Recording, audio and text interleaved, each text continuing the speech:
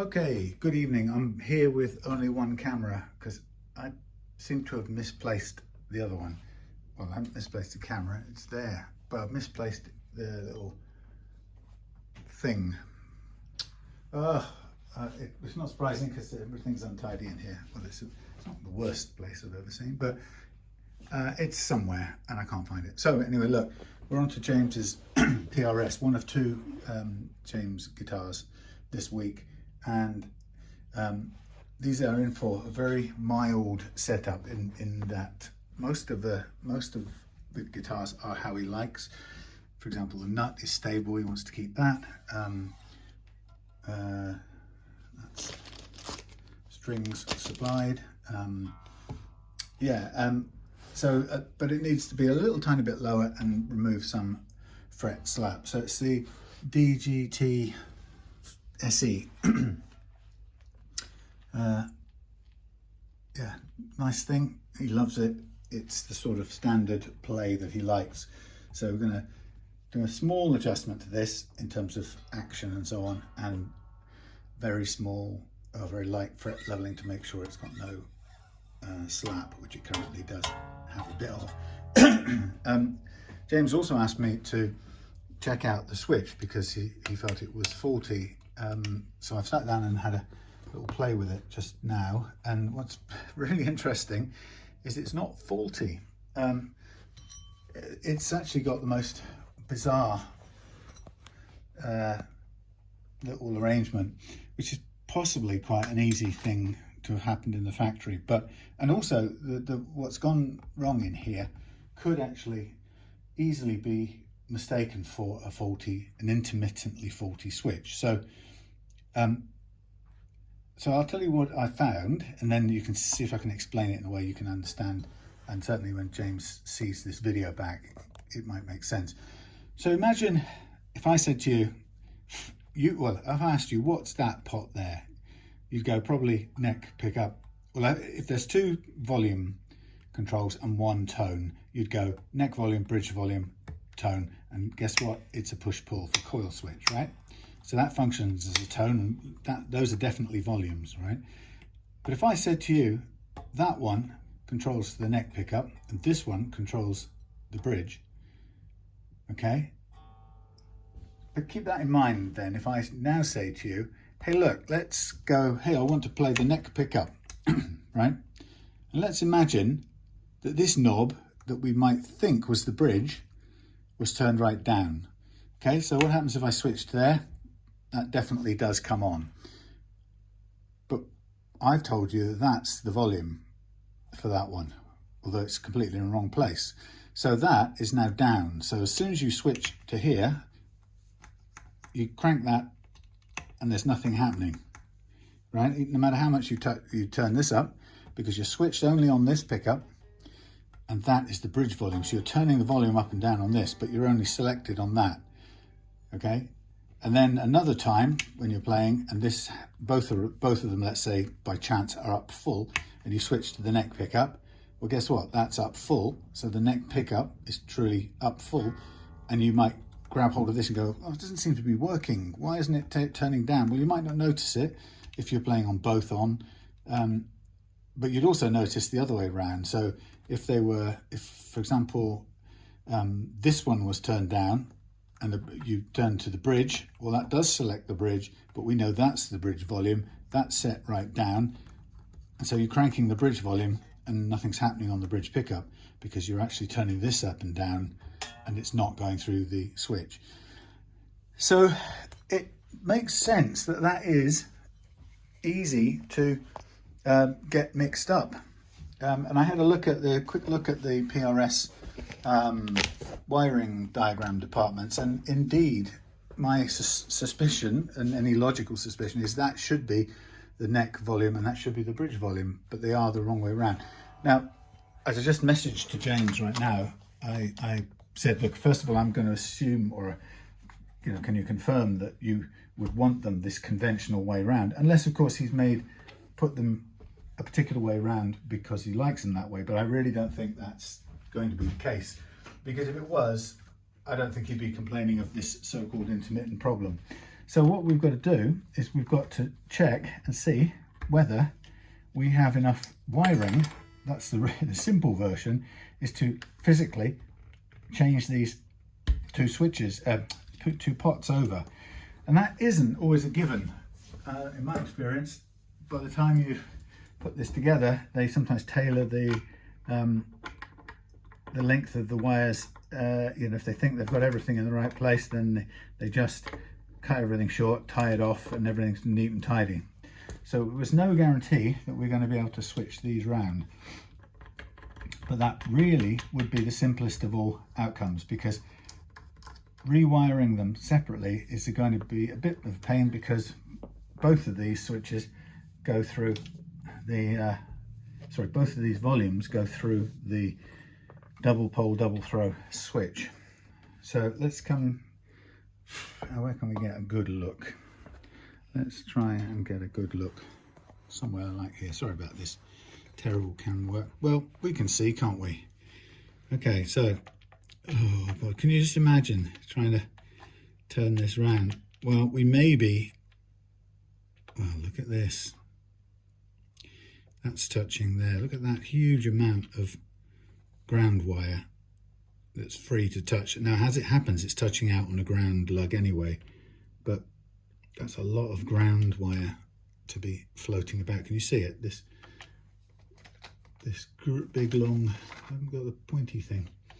This big long wire. But then again, you see, the thing about all of this is, if this is grounding, then all of this is grounded. And you can see that this could easily accidentally ground. So braided wire coming through into a cavity is just not a brilliant idea. So there could be an intermittent switch problem, as well as it being back to front. Yikes. So now this is where we've got to try and think, can we actually even dream of moving this one? See how tangled up it all is. And if I take it up and out, I've got to switch them round, bring one over the other, without disconnecting or breaking any of the solder connections, which is, again, there's no guarantee that's going to be an easy thing to do. So I'm going to need to cut this cable tie, which is just an organizational thing, and I'm going to try and just give myself a bit more room. And one of the ways I like to do that is with some green tape. It's called frog tape, to use the brand name. So just kind of, you can get a better look at where things are and what things connect to. So all of this, I want this out of the way somewhere, wherever it ends up, because we don't want it accidentally touching out any hot lugs, baby. That's a lot of grounded wire floating about. Okay, so number one up, number two up. Where the heck are we going to get this? So that wire snakes all the way through there and gets in the way of that one. So really, if we wanted to move this without tying a knot in this, I would need to get, yikes, I would want this red one out. I know, I'm going to fire up my iron. So here we go. It starts to get good old-fashioned complicated. We've got quite a couple of crush washers in there holding the what are those things, pots, to the correct height, but that's okay. Yeah, so we're everything is right, the switching is right. I'm just making sure, well, I say the switching's right, well, that is way too close to there, and so is that. There's absolutely no reason why these lugs would be so close to touching out on the middle ground. Absolutely no reason at all. So I've just physically moved them out of the way, but I will do a little spray in there. Now, I don't know if it's factory done, but it's not very good. I mean, see, you can imagine somebody, well, it's not like they've even put the pots in the wrong way. I think they would have put them in and then wired them up because of the way they're sort of interlinked with each other. It's very difficult to wire that up as a thing outside and then drop it in as a prefabricated lump. So what I'm conscious of is this is the output to the switch. So I'm going to, rather than rewire all of this, as I said, I'm just going to unhook this, if I can, unhook this, and there we go. And I just want to bring it out of the way. And so we can see whether we can just take this one over here. It's got this blasted thingy wire, braided wire. So what we want, let's get this out of the way. That's a real pain.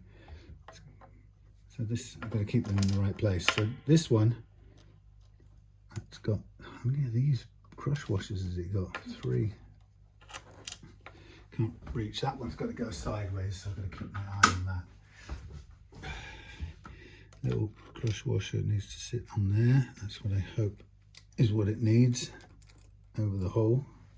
Can do without the magnetic bit. Now I've got to somehow wangle this one so it goes comfortably in there, and we need this one to come comfortably over here. But this wire is unnecessarily tangled. Where does it go to? Where does it go to, my lovely? It's this side of the switch. Okay, so we're going down here with this one. I've lost my... That's okay, let's get this one in place first.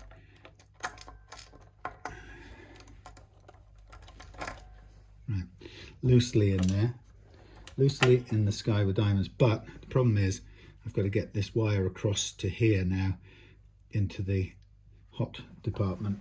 So let's just try and place, sorry you can't see anything. So yeah, it's a funny factory mistake. I can't really imagine that somebody would have done this, you know, choicefully. You know what I mean. Okay, so that's not gone in over all of those. I'm having trouble keeping these crush washers in the right place. Down on there, down in there, please. Right. So now I've got to get this one back in through there in some sort of way that isn't going to mess up. So I probably would do myself, sorry about this a minute, just hold fire. Probably do myself a small favour if I was to just lightly attach these for a second so we don't lose things moving around anymore. And then the same here. Yeah, it's funny working that out and realising actually it's quite easy for that to have been considered quite a confusing intermittent problem. And then when you sort of had both volumes up and you were switching, because most people, we tend to leave volumes quite high set, only the Gary Moores amongst us kind of do a lot of work with the volumes. It's quite common to leave them up. So I don't know if you can see now, I've got to get this little one here back under there, into there I should say. I've got the biggest, in fact I should swap this, it's a bit of a pain. I've actually currently got this great big spade like, what do you call it? Bit. No, it's not a bit, it's a tip. And that's because this is really good for, or necessary for,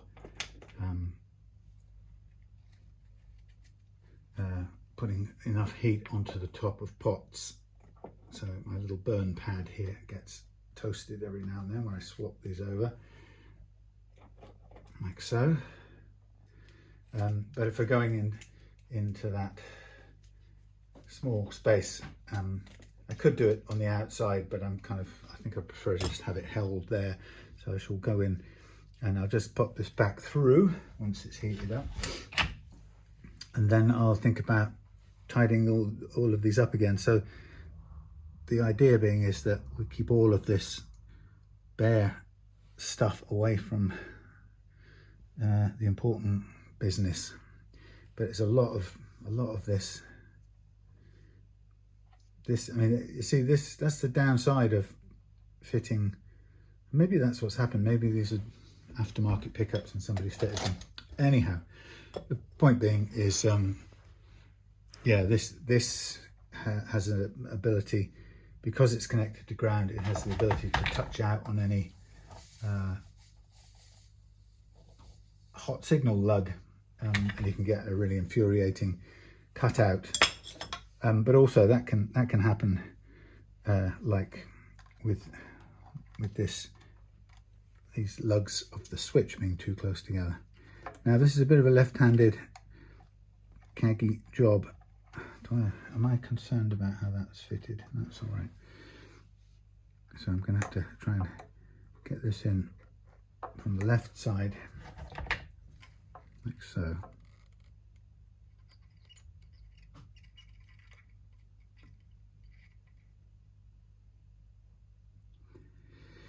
Chap holds breath. Right. So now I've got a load of grounded silver wire. I've got some white wires that aren't going to hurt anybody, and we don't even need to tidy them back up with a clip if we don't. That's really not the important bit. The important bit is how we keep this out of the way of the hot lugs. And frankly, I can't really see a way, other than we sort of encourage them to go down the back here out of the way. But again, it's still a bit cluttered up. Right, that's out of the way, that one, not hurting anybody. And this one we've got grounded here, so it can go across here, but we want to keep away from the hot lug over here. So this one has to go across here and tuck down here as well. But as I say, we still need to keep it out of the way. Not my favourite arrangement of things, I've got to say. Right, let's get those out of the way. That can go between there. So we are out of the way mostly. That's a ground lug that can touch there, it doesn't matter. This is very close to touching out. Now that's the slight downside of changing this over, because now this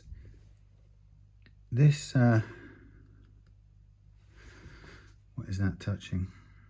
That's got a hot wire. So there's the hot lead coming in, and that is almost touching the, whatchamacallit, the thing. I know what I mean, the grounding, the shielding. So we're going to have to undo this one and physically rotate it. But the slight problem is we also, I think, need to try and, I don't know how well you can see it here. So I'll show you what's bothering me. This is a hot lug right here, and that's the shielding. And there's nothing we can do about it other than turn this out, force this around this way. What I can do is put some tape in there as a sort of double thingy insurance policy, because there's enough room, and it will just it'll prevent, because pots often do move around when they feel like it. So I get some Gorilla tape, and I'm going to just slide it down there like so and press it on there, and I'll do 2 bits so there's a bit of thickness to it. You see what I'm doing there? And I put that one on top of that one and press them to the wall. So that keeps this lug off there. We can touch out on the ground on this side. It's these two that we can't afford to touch out on ground, and the same applies on this side here. Sorry. Shoot. How does that work? Yeah, that's grounded, that's right. So yeah, we're clear. That can touch out on there without any trouble. This great big grounded lump there. So that's okay. So let's just zoom out. Sorry, you won't be able to see this bit very well, because what I've got to do now is do this up in such a way that I keep the important bit, I tighten it up But I want to keep this bit, and that's not a big enough piece or small enough piece of wood. I'm just going to put a little piece of wood in here, wedged, hopefully. Yeah, there we go. And I just want to stop this from turning anywhere near that as I do it up. So that gives me a chance to lock it in place where it should be. See? Like so. This one's got a lot more leeway, so I don't have to be quite so precious about it. Okay, well, we've got our bit of insulation. That's cool. We've got it out of the way anyway. We've got separated out our lugs from the switch, so we've removed that possibility. I'm just gonna sit over there a second and give you a long view while I just go and double check the correct functionality. Make sure it's the way it should be. The way we would expect it to be, and the way the diagram says it should be.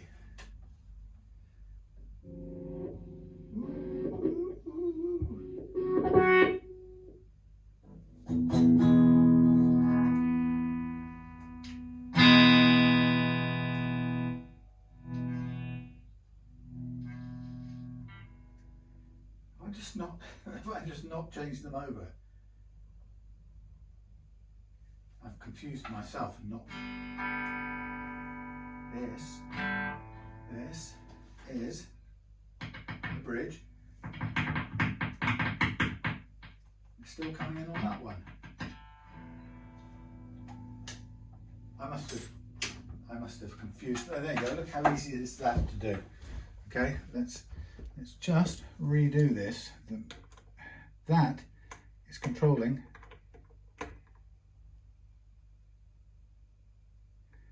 that should be controlling the bridge. Well, now this makes me think, am I missing something? Is there some way that they've actually wired this up so no matter what I do, this is a little bit on the confusing side. Well, I've had the freedom to change it over, so let's do it again. And maybe I pushed the wrong ones and took my eye off it. It's that easy to do. It's not a big deal. Now we've given ourselves a bit more room. So this is the neck one now, we should think. And for some reason, this should be the bridge one, unless there is something I don't understand about how this is doing, or it's been really completely wired up wrong. So before I get lost, that one's the neck. We know the middle one is the neck. Let's see, did I actually move it across? Let's try it. I have a horrible feeling I just took it out and put it back in the way it was originally done. If I did, you can all laugh at my expense, which is okay, because it just shows you how a 50-50 chance of something can be so wrong. And now I cannot get these damn stupid crush washers to stay where I want them because they're magnetic and they're being picked up. And there's two of them and they're not designed to sit on top of each other. Okay, so first guess is I am going to pretend, you can slide around all you like, I don't care. Let us pretend this is the this should be the neck volume, and let's just bring this up here.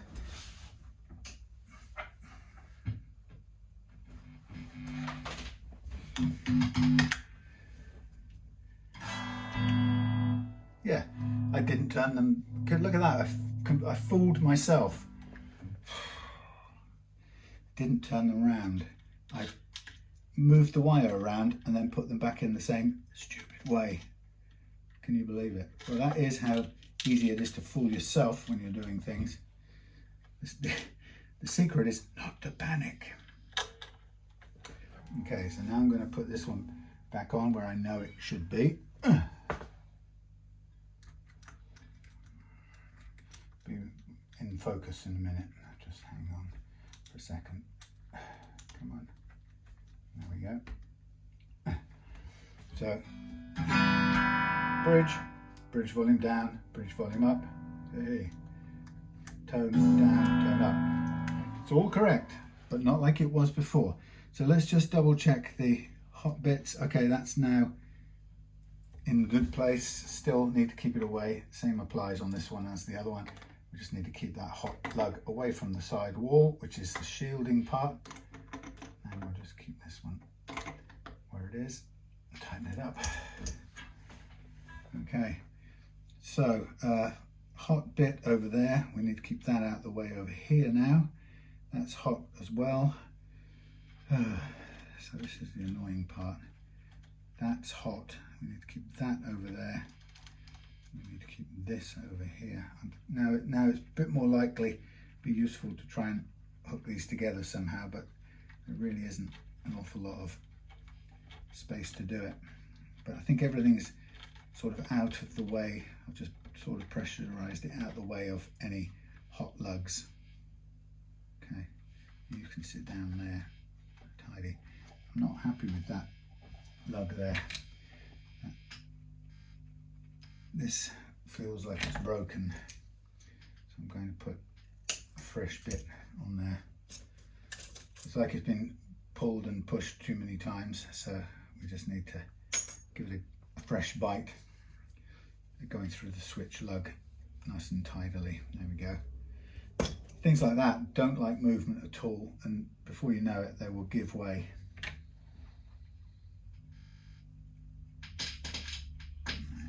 Pull that up a bit and add some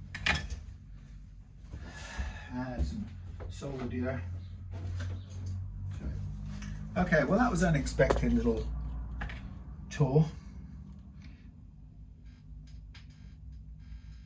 but that's your intermittent switch fault sorted out. Tip that back down there. Lovely. Double check. What you'd expect. What you'd expect.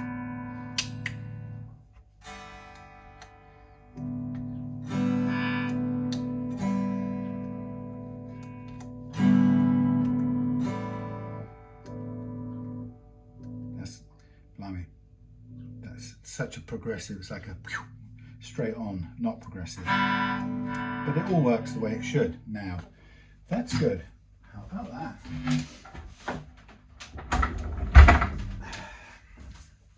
Right, so that's that little bit of extra fun.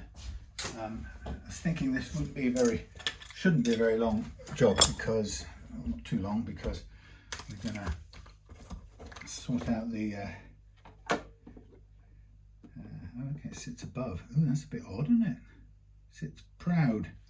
Yeah, it's not going to be too long a job, because next it's going to be mostly precision fret leveling. I'll be more focused on the camera view in a second. So we'll just do this up, and then we'll be ready to go. Now I've had to, in order to film, I've had to turn off WhatsApp, which is only on that phone that I'm filming on, so James won't be able to give me his answer on, no, I specially set it up that way. I wanted a confusing volume not being in the place where you think it is, because you can play it, as long as you know they're back to front, you could work it. So, you know, there's a small chance that that is what he did, but I don't think so. I think that would be, it would be like wiring one of your guitars wrong back to front compared to all the others. I mean, I can't see there'd be any value to that, other than to catch yourself out when you least needed it, which I don't think any guitar player would want to do. But it's, now I know that it was that way round, and there actually isn't an intermittent fault on the switch, as it happens. So that's the other thing. Now, okay, so let's just have a quick look at what we've got in terms of the action. I've had a look at the neck relief. I can't see anything now, but don't even know what we're looking at with our one camera. Where's the things? Don't know. Okay, so I had a look at the relief on the neck, and it's pretty flat. It's a tiny bit more than none, which is where I recommend it be. And we've got on the last fret, we've got 150 on the treble side, and we've got 225 on this side. Now I would go 150, I would go 125 on this side, but James is not keen on having it that low, so he likes where it is there. So I think we should go from 225 down to, I would say, 175. So we've probably got our little hex key in the kit here. We don't need to use the wrench, as they call it. Now, I have a feeling it's just as well because I didn't have one anyway. So I'm going to make this a very small adjustment. And we're going to go down to, what did I say? 175. Tiny bit under, so we'll just bring that back up just a whiff. So 175, and then we're on about the same there, a bit higher there.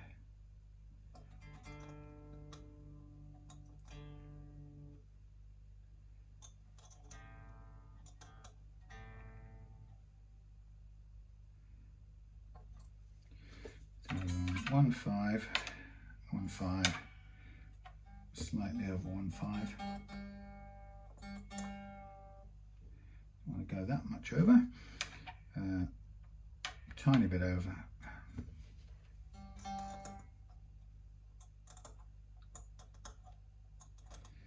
Very, very small adjustments, tiny increments, just over 1.5. Actually, that's almost on 1.75, a bit too high that one.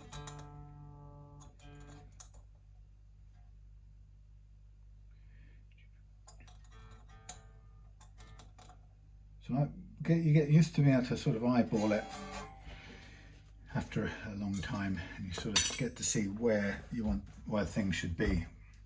So I'm just going to put these back on now I've done those up.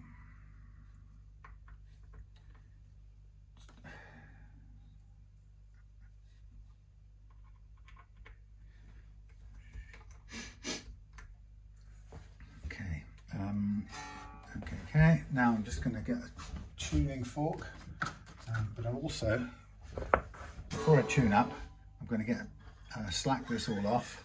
I want to just take out the string out there, and I'm going to mark up the frets with the marker pen.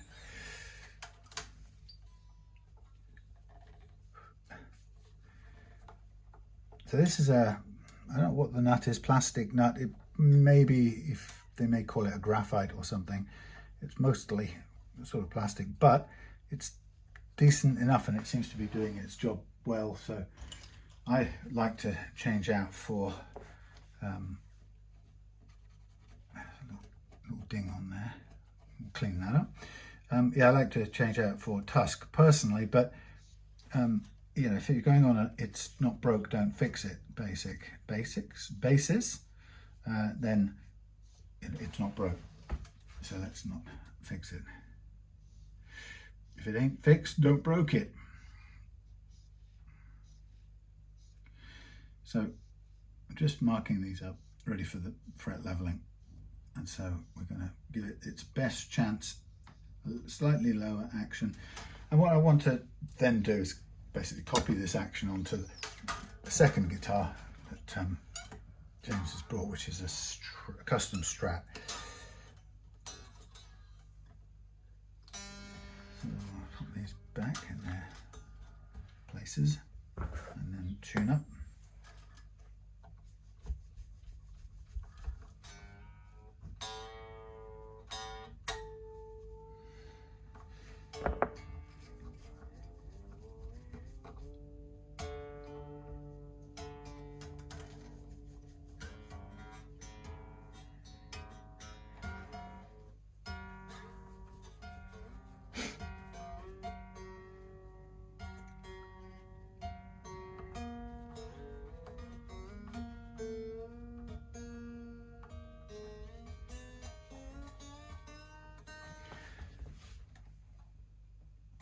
A little pull just to seat them back on after they've been off, and then we can just tighten them, tune them again.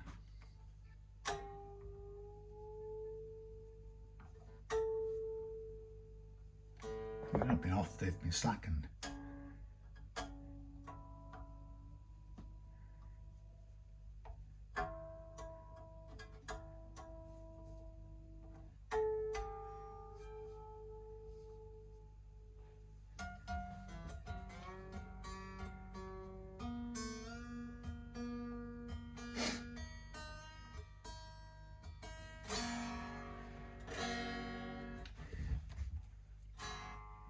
I see, of course we're floating, aren't we? So it's going to take a while to get back up to pitch.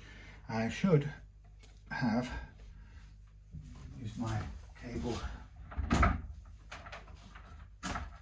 and a tuner because we're floating, so it might just be a little more time consuming.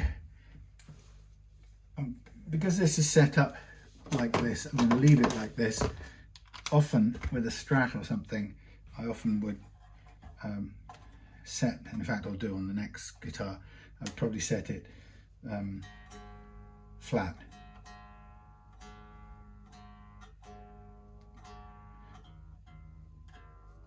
With the bottom touching the top, the back of the tremolo.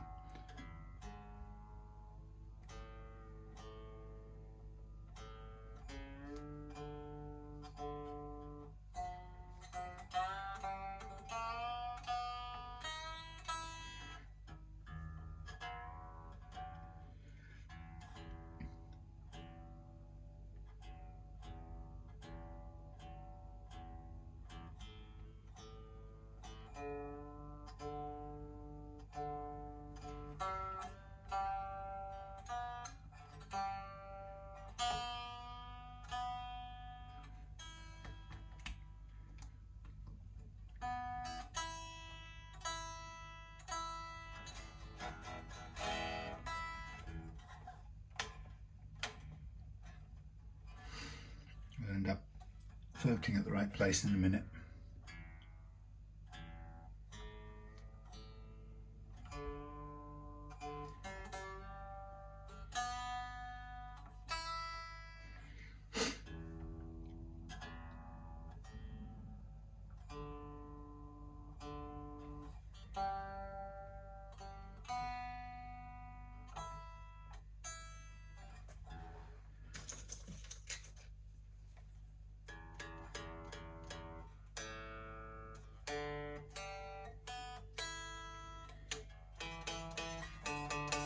So that little sound there, zzz, zzz, zzz.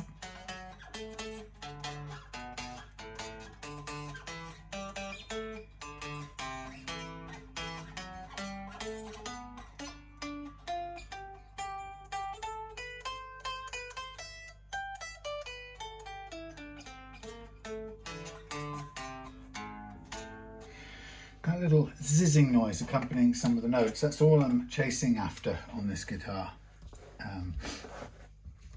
So it's a kind of a fine-tuned fret leveling, which is fine, literally fine-tuned. So let's see where you are. Okay, I wish I knew where I put my other thing, the thing, SD card. Well, it's got to be at home somewhere, or I've lost it in moving things around. It's entirely possible, of course. Okay, so the precision fret leveling method. Put these things out the way for the time being. Precision fret leveling method using the legendary banana, which I've said a billion times is a tool or a technique, not a tool, a technique that I learned when I bought a particular tool off somebody who had made a tool to level frets this way, and for some bizarre interpersonal reasons which I never could understand, the chap who invented the tool did not like the fact that I showed it on my videos and praised it, because apparently something like the way I talked about it or praised it didn't suit his needs. Anyhow, I'm just looking at that action.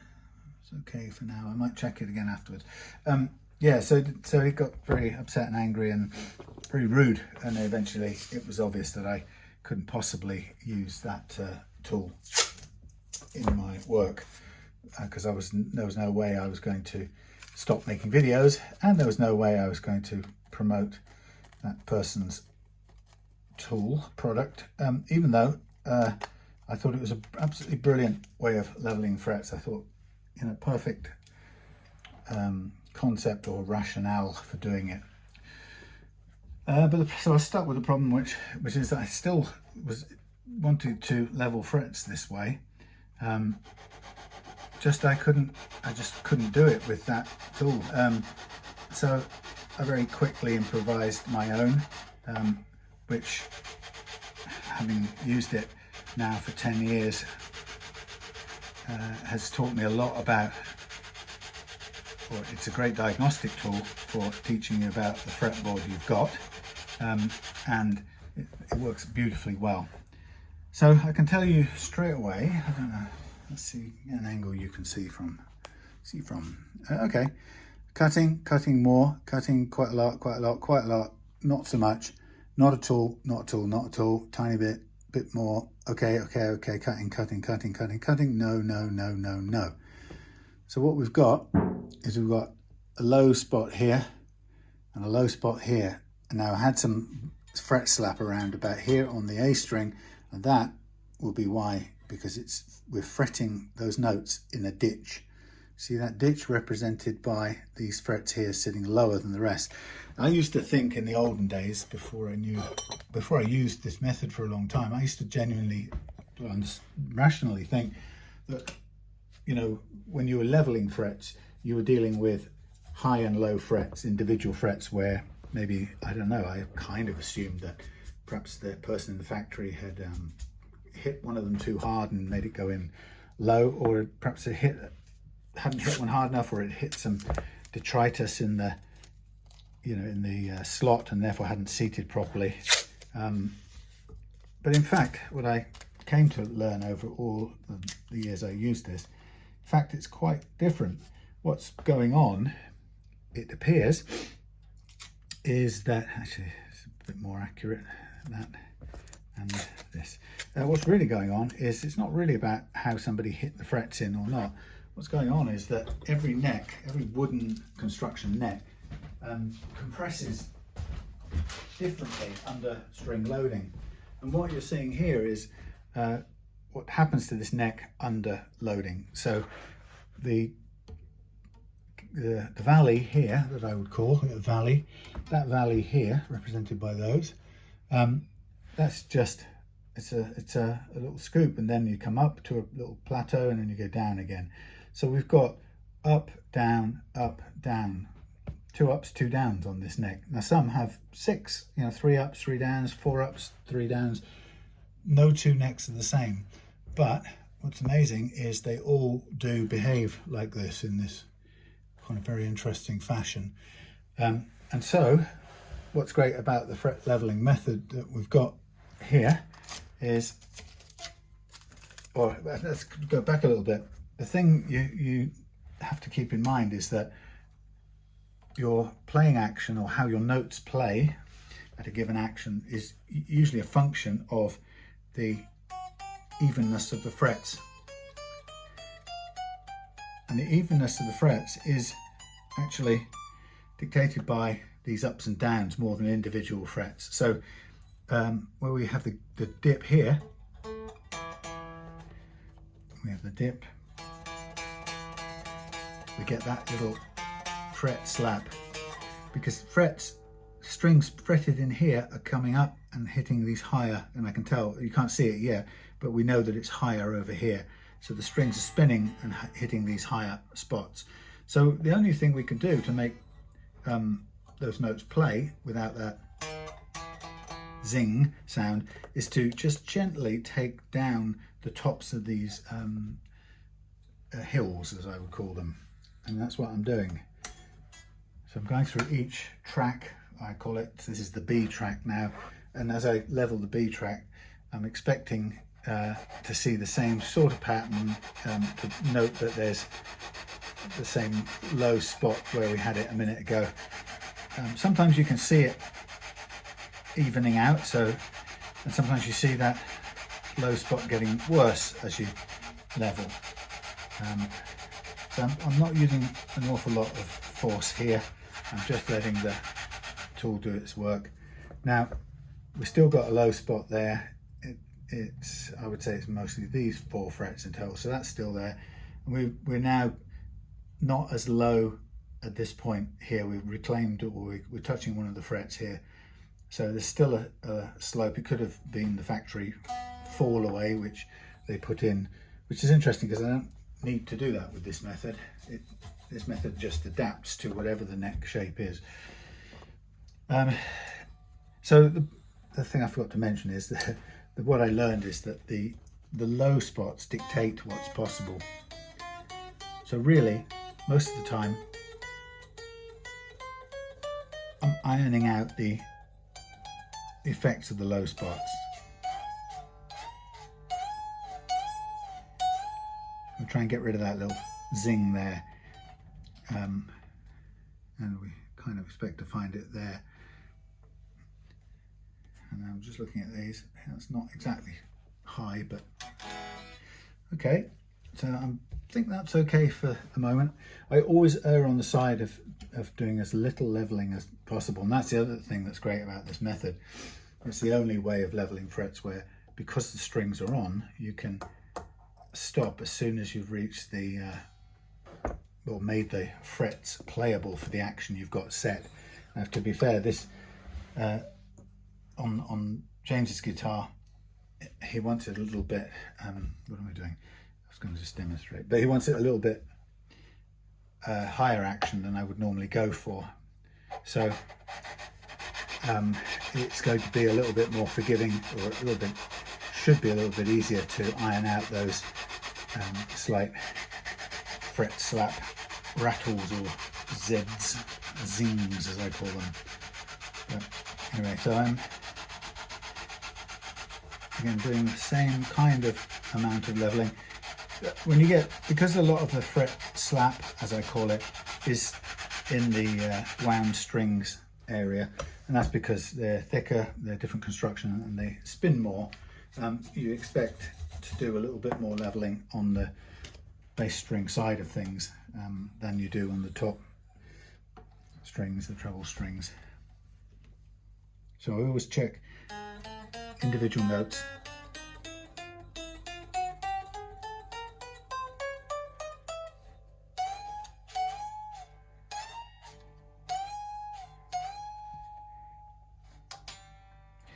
Got a tiny little bit of, I mean, we're going really far across the string here, fret. We've got a tiny little bit of Z, but we're over into the D track there, so we'll probably get rid of that on the D track. So now I'm going to calibrate the tool for each track as I go. I don't do I use the same one for the E track and the B track, just through practicality of not being able to calibrate any further north than that. Now this has changed a little bit in the relief now, so I'm just going to very slightly, the tiniest amount of adjustment, slack the relief. So what I'm doing is I'm matching, or I'm calibrating this this tool to the lie of these 3 sample points. Now, of course, the sample points are quite crude. They only sample 3 places on this, if you like, bunched up and wiggly shaped fingerboard. But that's okay, because then the truss rod tool here, the golden banana as I call it, that approximates that curve, but it makes a smooth version, or a progressively curved version of that, what we know is an actual wiggly bunched up topography. And so what I'm doing here is I'm bringing down this more idealized, or more perfect curve, which is the sum total of those 3 sample points, and bringing that down onto the imperfect, slightly bunched up fretboard, and I'm kind of imposing it onto there as I go. And not with a lot of pressure. It's mainly just small backwards and forwards motions, and a little side to side as well, so that we don't risk any flat spots on any frets. This method really does well for compound radii. It doesn't mind them at all, because it's leveling in very thin strips, so it's very accommodating for compound radii.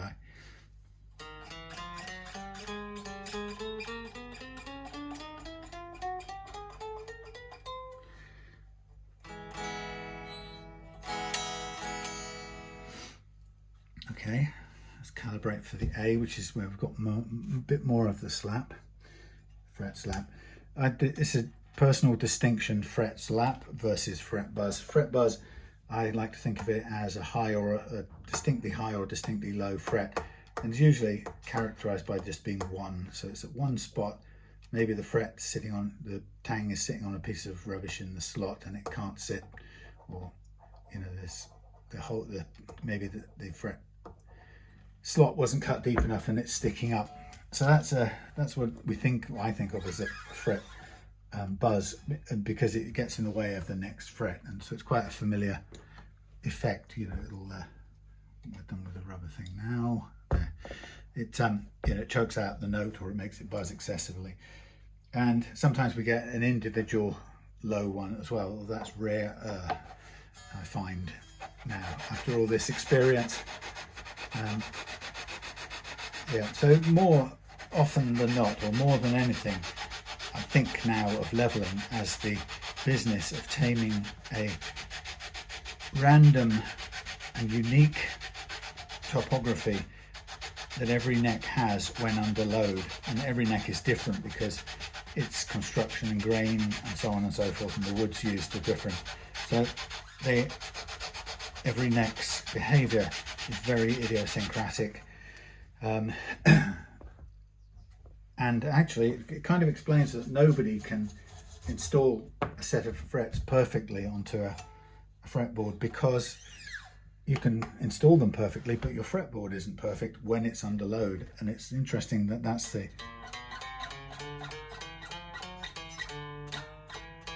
little bit of rattle is gone.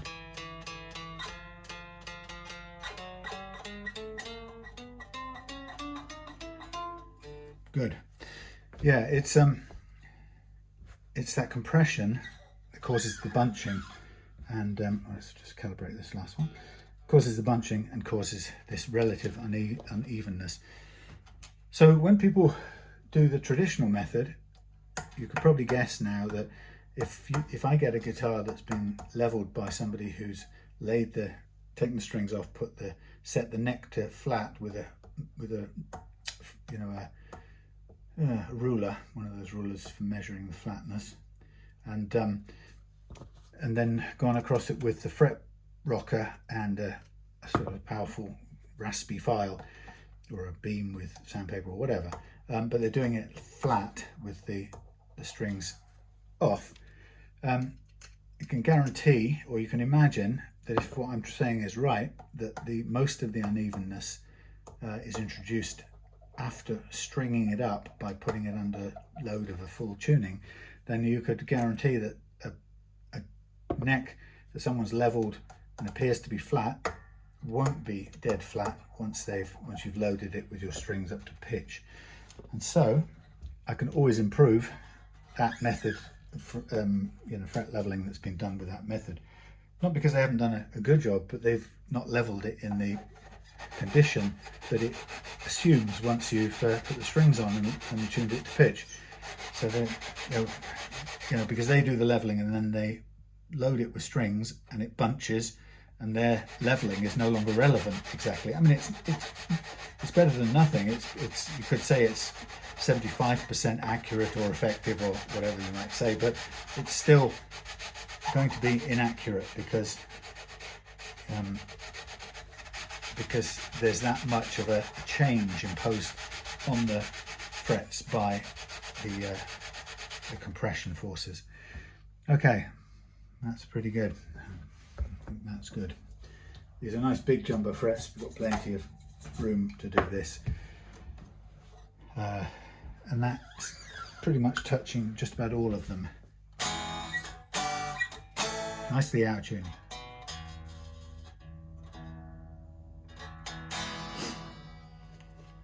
So I explained to people that there is physical limits to things, so the variables in your playing action must also include, if you think about it, how hard you hit the strings. So whereas I can say for most people, or for most guitars and most players, I can set a nice low action and level it to play at that action, it may be the case that somebody comes along who hits it 20 times harder than everyone else, and they cause the strings to spin so much that it rattles and buzzes and demands raising the action up again. And that's just the constraints of the laws of physics, really. You can't buck that system.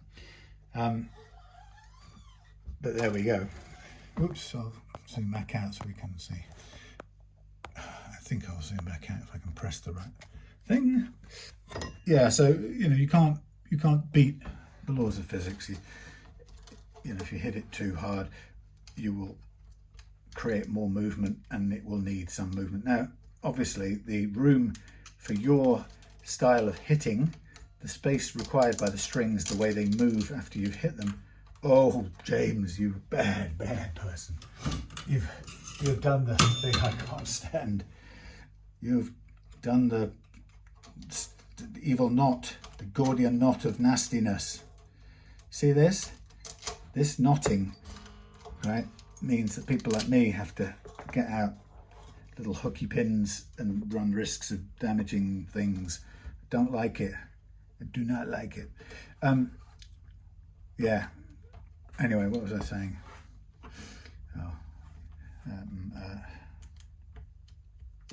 I've forgotten. Anyway, it doesn't matter. So here we are. There's tons too much string on these.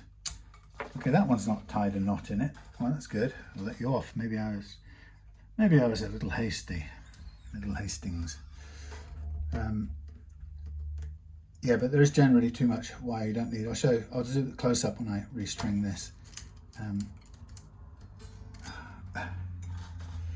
So these strings have done service in this setup as sacrificial strings. So I think they will probably, actually no, they could probably be kept and used because they're long enough. I have to have short and long old strings hanging up that I can use for fret levelings and things like that. Because sometimes, actually quite often, I get guitars without strings on them, and this one's tangled up. Oh, I don't like this. I can't make it do what I need it to do. Ow, and then it pings off and bites me. It could be in my good books, I'm afraid. Yes.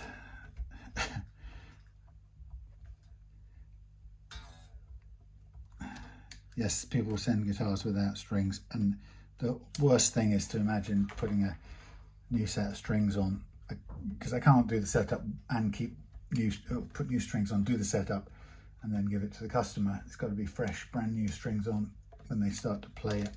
The only thing I'll have done to the strings will be to stretch them out. Now, also, I just remembered what I'll do with this is, in a minute, I will have to pull these things, I have to kind of straighten these tangled curly strings out a little bit in order to pull them through. It's a bit of a pain. You could spend your time doing a million things other than this. What I could probably do, since there's so much extra wire that it didn't need, I could probably get away with cutting some of this off and making the flattening process a bit easier. Yeah, so at the end I will put on the new strings and I'll show you how little wire I put on, because the most important thing for me, and I'm sure for you, James, as a professional musician, certainly is for me, a guitar that plays in tune and stays in tune. Not so much when I was a youngster. I would just I'd just play anything we had in front of us we played. But as I get older and a bit more sensitive to music rather than just making a noise, I found it really annoying as I got older, if I had a guitar that wouldn't stay in tune. And so, having figured out what keeps them in tune and what doesn't, I like to go on about it a lot. And it's actually counterintuitive, because it has nothing to do with your tuners. which I think surprises a lot of people when you tell them that.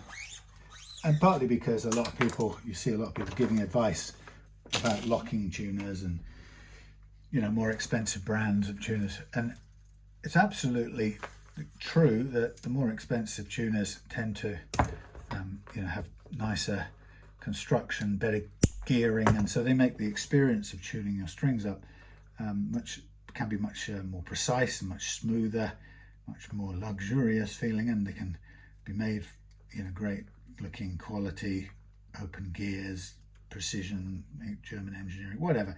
There's a lot of good reasons to spend money on tuners. I'm not saying there isn't, but if you're buying tuners because you think they're going to solve your tuning instability problem, then I tell you, you'll be weirdly surprised.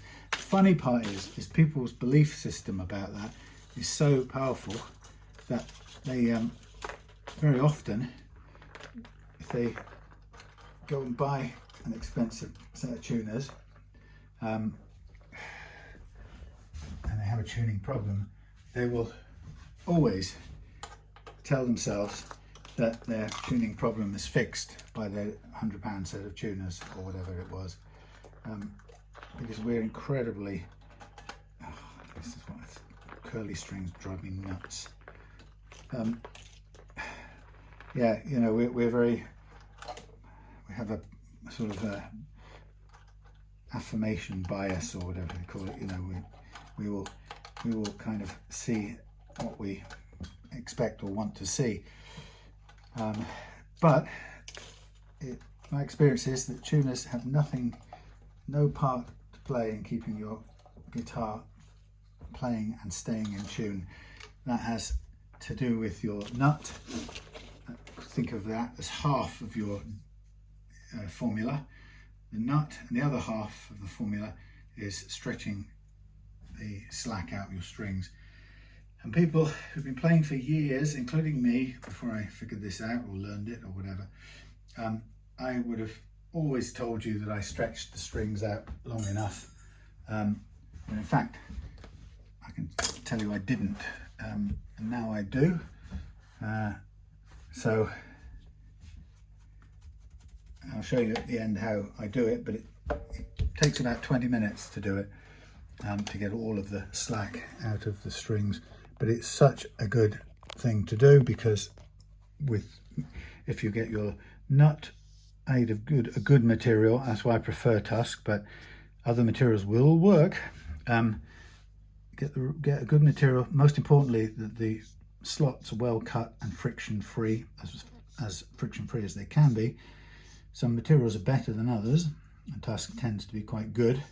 And some materials I find are draggy, like bone, even though it's very nice to have a bone nut, etc. You can get bone to perform well, but it takes forever. You seem to have to sand the slots for a long time. Anyhow, but if you get the nut material right and the slots cut right so there's no friction, and you get your strings stretched out fully, you will have no tuning stability issues. Even with the cheapest, nastiest tuners on the market, they just can feel horrible to use. So here I'm just recrowning the frets so that if I put any amount of flat surface on the top in getting to the correct height, this method and this tool allows me to round that off. But because I'm leaving a very thin line of marker pen on the top, it's telling me on that particular part of the fret I haven't lowered it at all. I haven't touched it, therefore it's going to retain the relative levelness relative to the other frets, which is of course what we've just spent time doing. So we don't want to throw that away or mess that up. So I'm just going to go through all of these frets. The speed at which I'm doing this and the relatively small amount of work I have to do with this tool is a symbol of, or a sign of, how little metal I've removed from the frets. Even though it's made plenty of dust, there's very little metal coming off. Now we're in the low spot, so I've barely touched those frets, and I can see that because there's a little bit of fret wear still caught in that fret there, so that's a popular area of playing, but I don't go all out deliberately to level to remove fret wear, unless a player asks me very specifically to do that, because it's a trade between, you know, you're trading off a sort of what's effectively a cosmetic problem for real fret life that you're having to trade out. So until it becomes an actual physical impediment to playing, I really caution against it. You're trading in the life of your frets. Now, some people again convince themselves that you see it on forums a lot of the time, that people will convince themselves that dings or grooves in their frets are preventing them from intonating all manner of ideas. You know, and technically, if you had a hugely grooved first fret, which increased the first fret action significantly, you might be able to argue that that massively grooved fret at that point was causing a bit of intonation because of the extra distance you have to press down to fret the note. But really, apart from that extremely unlikely scenario, the grooves in your frets make such an tiny, you couldn't show it, you couldn't demonstrate it, even if you thought it was the case. And that's because intonation is a length-based quantity. It's not about you know, divots on your frets, little tiny details like that. It's about length of string to match the neck that's been made to suit a certain scale length, nominal scale length, and each string has to be slightly different length to work with this 24/75 neck. And that's why we move the intonation a little bit, and that intonation is based on the type of string, the steel or wound, plain steel or wound with a steel core, and so the composition and makeup of the string and the thickness of the string, the gauge obviously, requires a slightly different, tiny different length, and that's all we're doing when we're intonating it. So it's this whole kind of thing about when people leap to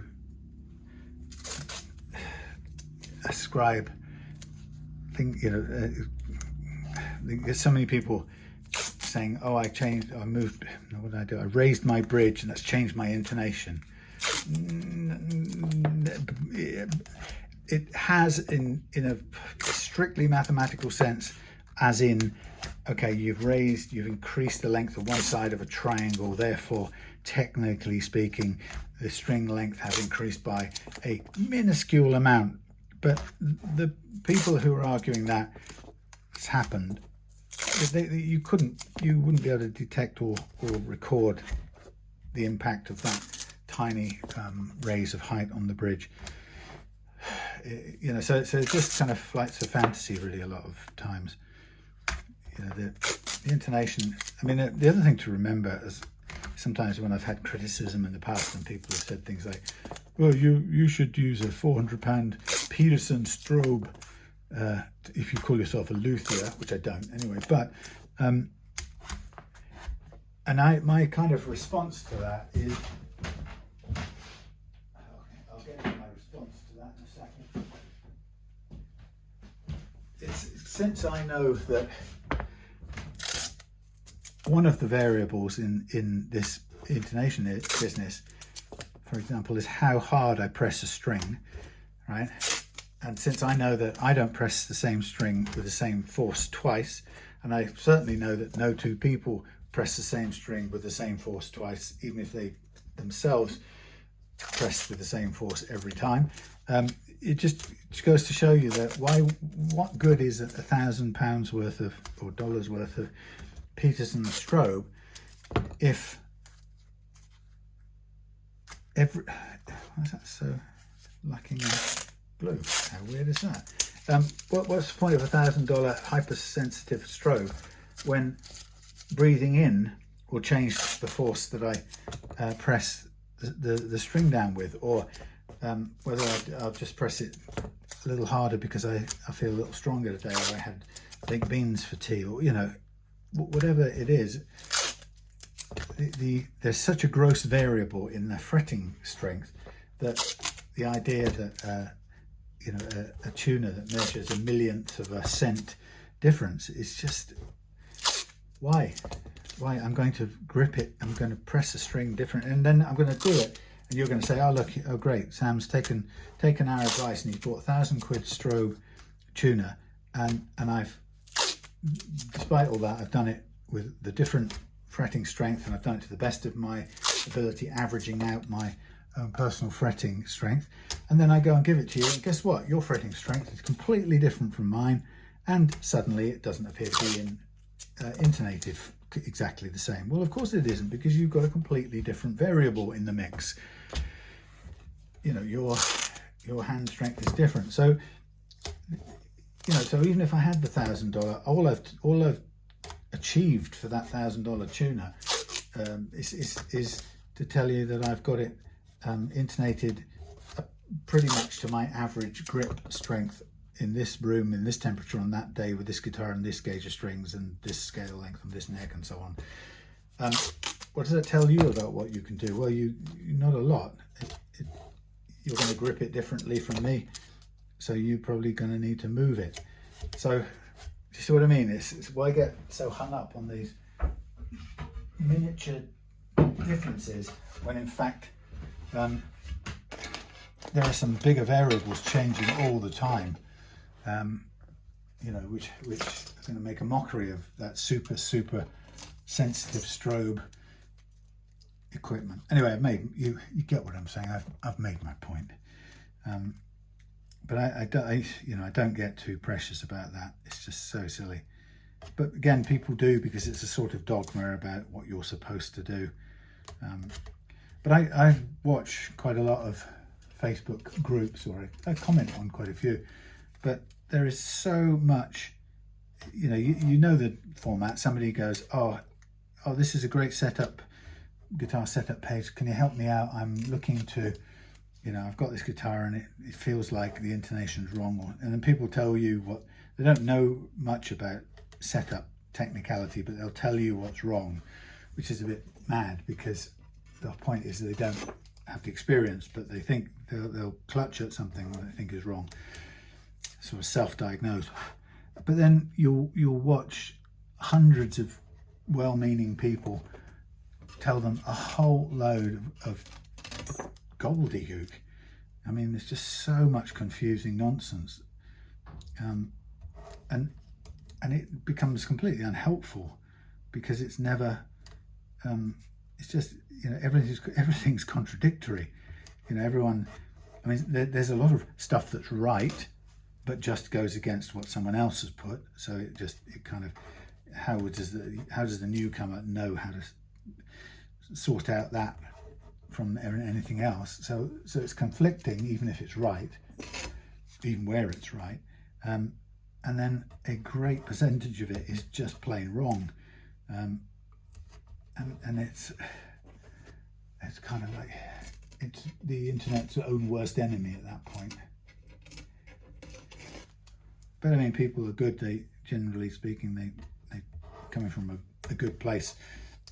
But it amazes me that once you've been doing it for a few years like this, you do know how to explain the basics of the thing, you know, and it's not something that you ever have to, once you sort of get how the things relate to each other, these various quantities, the scale length versus the, you know, intonation setting, or how the action, or the components of the action and guitar playing action, how they relate to each other or interrelate.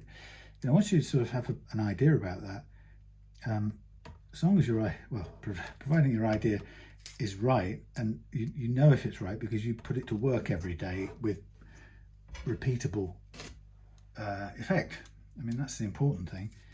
You know, lots of people who give advice also, you know they've read it or they've believed it and argued about it lots in the pub, but you know they also haven't done, you know, hundreds or thousands upon thousands of setups for paying customers, and You know, they're kind of sharing with you what they think, which is, you know, a nice conversation over a pint. But it's completely different from, you know, I guess what I'm saying is you could probably sort out or deselect the people who've not really got any practical experience of what they're talking about, you know. And that's the great thing about doing it a lot, is that you interrogate things that you think, your own beliefs. You interrogate what people say, so it's other people's dogma about things. You interrogate claims that somebody makes for something that kind of doesn't quite sound right to you, and you put it to the test. You know, you get a guitar and you try it out yourself and you see if it really makes any sense. And when you've done it a few times and you've proved, as far as you're comfortable, that this thing doesn't make any sense, then you kind of put it aside and you don't bother arguing the toss about it every 5 minutes, because you've tried it out, you've tested it experimentally, and it's not to your satisfaction. It's not been found to be efficacious. So it's very interesting to sort of root through and exclude everybody who's read something in a magazine or done it once on the guitar. And you know, it's a bit like when I go onto a guitar forum, and somebody, or you get the inevitable thing that says, which courier do you use to send guitars? And then everybody says their courier, and you'll note that every single courier that anyone suggests is always a pile of shit, according to someone else. So everyone's had a bad experience with every courier. So there's no great courier, and they're all cowboys and la la la la la. Except I've used Parcel Force, let's say in Britain. I've used Parcel Force, you know, maybe 2,000 times, and they've only once ever damaged the guitar in 2,000. Actually, it's more like 16 to 1,800 times. Only once in all of that time have they damaged the guitar, which I then subsequently fixed. But you know, so I read this where people are absolutely certain, and they've only sent one guitar, and unfortunately, because they didn't pack it properly, although they obviously always start by thinking they did, but they didn't pack it properly and it got damaged, and then they blame the courier, and so it's a shit courier, and that's the end of the exploration as far as they're concerned. And then when someone like me comes along and said, well, I've sent about 1,700 guitars over the last 10 years using that same courier, and I've had one single instance of damage. So I would say that you're not right. You know, they're not rubbish, and the actual statistics are pretty good. And people will not hear it because their one experience, or their view based on limited or no experience even, their view is impossible to undo, because they hold on to it. It matters to them. It's precious. Anyway, look, this camera now needs some charging. So I've been on 1 hour and 20 to get to this stage. What I'm going to do off camera is I'm going to polish out all these frets. I'm also going to open the back and squirt in some pot cleaner anyway, but it's all working perfectly well, so I don't really need to, but I'll do it just for fun. And I'll come back to restring it in about 30 minutes. All right, see you in a bit. Well, as I've been listening to catching up on the news, seems like the whole world is going to hell very quickly. What have we got on tonight? Well, we've got America lining up to attack Iran, Israel lining up to attack Turkey, who seems to think they can move into Syria. Oh, that's only in the Middle East. That's only some of it. Anyway, it's insane. We are in the most stupid of times, eh? All greedy old men. And I don't include Zelensky in that. He's a ordinary bloke who has at least had the courage to stand up against a bully for what is, whether you like it or not, a democratic country. But hey, there we go. Yeah, but what a weird, crazy world. Well, I went down to the eye hospital today and had my eyes checked, and a very rude but effective, strange way of putting it, quite brusque and not very friendly, but by the looks of it, a capable and effective young Greek fellow examined my eyes and put in drops and, you know, made my eyes go funny. I've got a kind of blurry floater going on in my eye, and on top of that I've got I just find that, you know, the bright lights at night from cars is becoming, over the last year or so, it's become a real problem. Anyway, my brother's having some eye problems too. He's got some retinal bleeding or something, so he's getting that looked at. Anyhow, the thing I thought I'd get a thorough checkup, and yeah, he kind of gave me a good examination and told me that, well, he explained the big blurry floater thing that's going on, which is quite common. This vitreous membrane comes away from the back of your eye. Anyway, there's nothing you can do about it really, unless it happens a lot all of a sudden, and then go in kind of an emergency rush to get it sorted. But that's just part of getting old. But the thing that he did point out, which was kind of important, was that I've got fast growing cataracts apparently.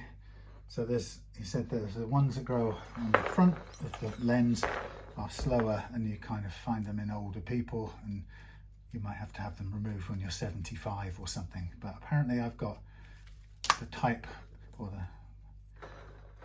mine present as the other kind, which apparently grows on the back of the lens and grows quicker. So it's not surprising that within a year or so, I've found nighttime glare suddenly to be really problematic. And he sort of indicated that it might be as little as a year from now I might find myself needing to have them sorted. God, can you imagine it? I know Claire's had loads of eye operations, and she was telling me all about that, and just got quite scares the life out of me. The thought of somebody poking things in my eyes and while I'm awake. Anyway, but apparently it's all good. So look, remember I said tuning stability, 50% your nut and 50% the amount of unreleased slack in your strings. So if you get those two things taken care of, you will have rock solid tuning stability. So hopefully the nut's already good, because James is happy that it doesn't put it out of tune. So what we're going to do now is the stringing and tuning bit. So this is what I do. I put the string on, make sure it's up through the base of the loofah, which it may or may not be at this point. This is quite hard to see. It is. So bad camera. String up through, and then I pull it all the way tight, and then I grab it around about the first fret and pull it back 1 fret worth, and I hold it there, and I start winding, and I keep this bit taut, and I hold it up first over the loose string as it comes round, keep it taut, and then as it comes round again, pull the loose string out of the way and send the held string under the loose string, and you get just enough round to lock off that string, and then, pardon me, and then you want to chop off the excess like so. Right, so that's what we do, and all the way through, hold it taut, make sure it's up in the base of the block, pull it back 1 fret's worth,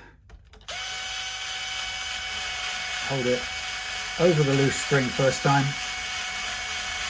and then yank the loose string out of the way and direct it under the loose string the second time. And you can see that the loose string kind of appears to come out from between two strings, then it's as if it's kind of pinched and held in place.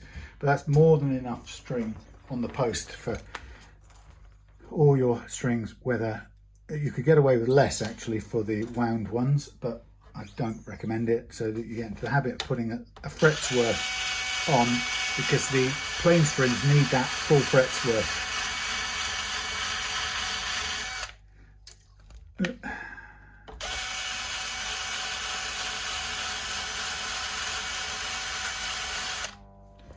So it's nice and simple. And then the key thing after that, that's really going to make the difference, is the stretching of strings. Now this is a little bit more clumsy because you have to switch sides. So the same thing applies. String up into the block, pull back one fret, and then I hold it down there in the middle of the fret, and then I tighten it, and I hold it a little bit loose, then tighten it, and it goes over the loose string to begin with. Pull it up, grab the string, do a bit of finger gymnastics, and carry on winding.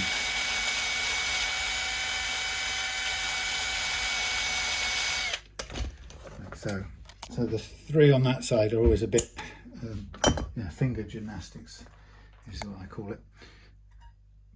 But it's nice and simple, and it keeps a limited, predictable and consistent amount of string on the pegs.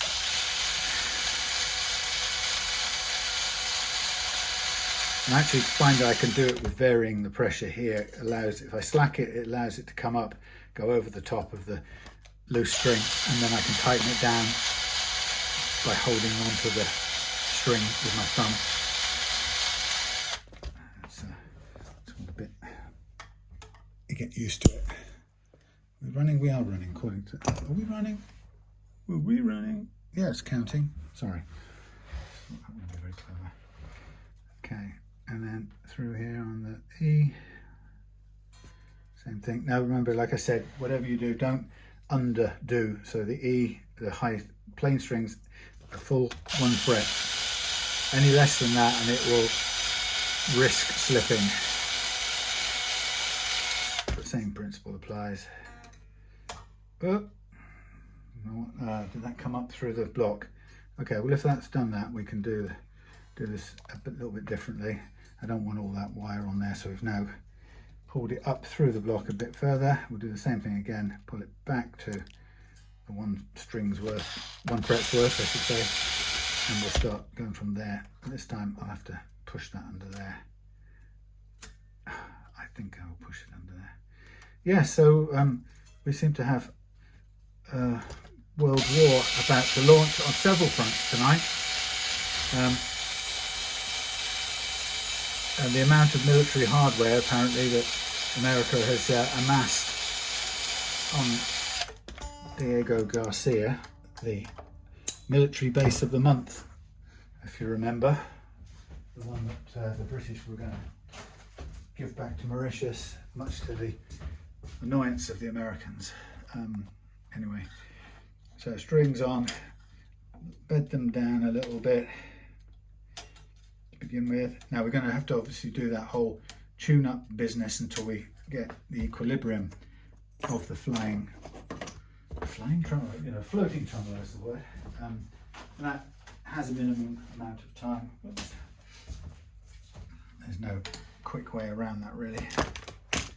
I'm sort of fighting against the battery's life at the moment, so I should be all right. You can either do it in that position or this position at this stage.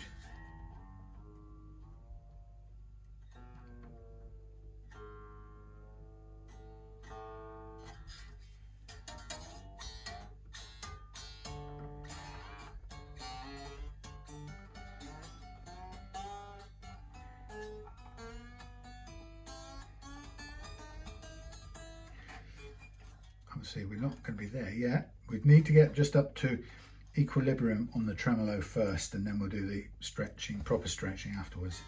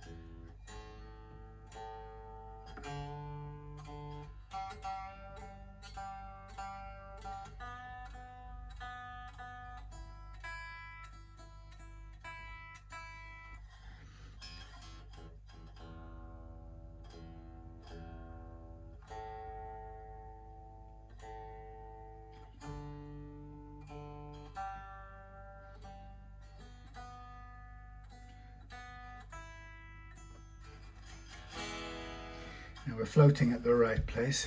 And we're floating in the right way. The stars look very different. Right, so the stretching part, thumb and forefinger, grab the string and push. And it hurts the fingers. I've said loads of times, there is a plastic tool you can use to stretch strings. I broke too many strings with it because I don't have the feedback to my fingers, and I was pushing too hard and I would go through. Still sometimes break strings like this, but with a plastic string stretcher, I broke more.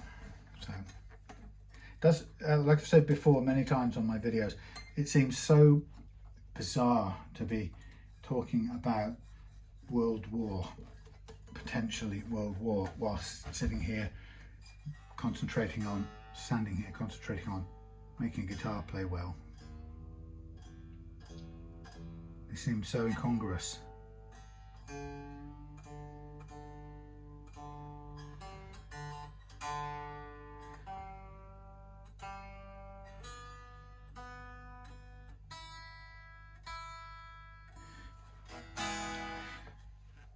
We do it again. And you probably, well, I would say do it until it stops going out of tune, because the amount it goes out of tune as you stretch it like this is the amount of slack that's waiting to go out of tune over the months and years that you play it. And the amazing thing is it will leach out that little bit of detuning, cent by cent, string by string, over months. And it could be, you know, as long as I've had people bring guitars in, you know, and said, you know, they report that they changed the strings a couple of years ago, and I can still just grab a handful of string and pull it way out of tune. So that slack stays in there forever.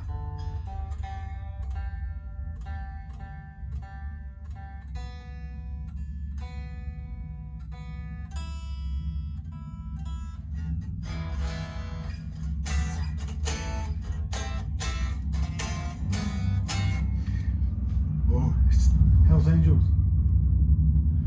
Okay, so now I am going to adjust the intonation if necessary. I'll just check, see if we got a better fitting screwdriver. I'll do. So intonation check now. Plug that in, wise. Hold on a second. Is this loose? No.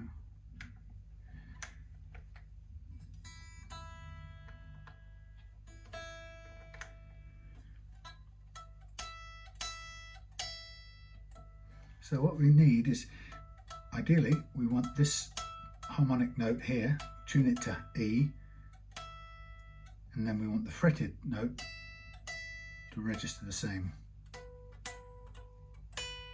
which it so far does.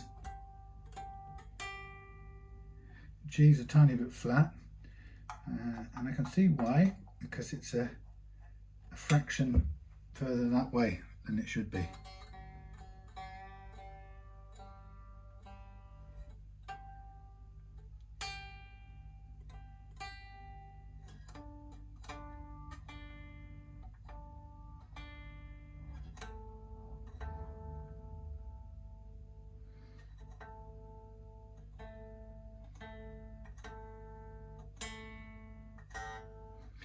A looks a bit flat.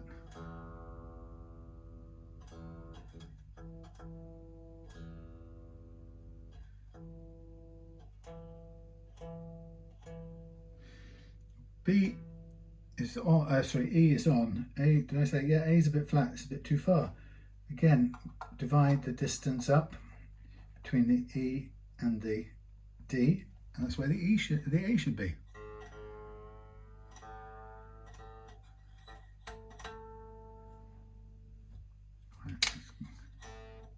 Why is this not making... Oops.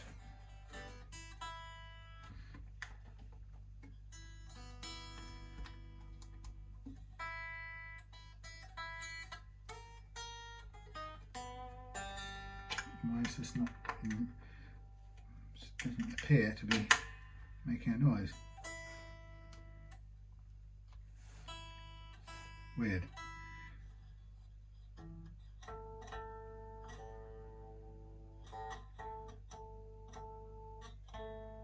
Yay.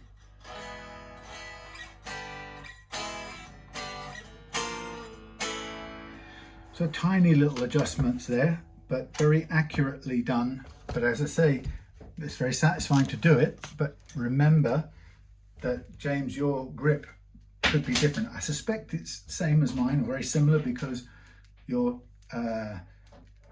intonation setting there was very close and it required a tiny tweak. But you know, we have to keep in mind that what's true is that for a consistent type of fretting, you would have the consistent spacing, which is what we've got now. So two of those were just slightly out and weren't consistent. But there we go.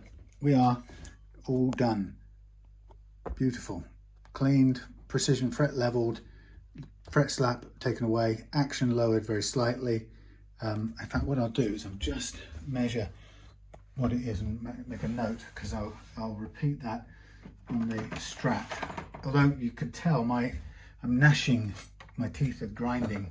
I want to lower the action further, but I'm taking my customer's word for it. We've got 150 at the last fret here, and we've got 175 at the last fret there. In fact, we're slightly higher. So where the goodness did my thing go? We're a tiny weeny tad higher.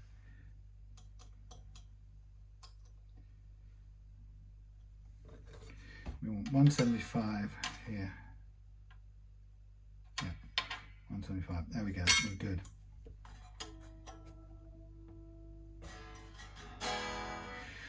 So yeah, there we have it. Done. All done.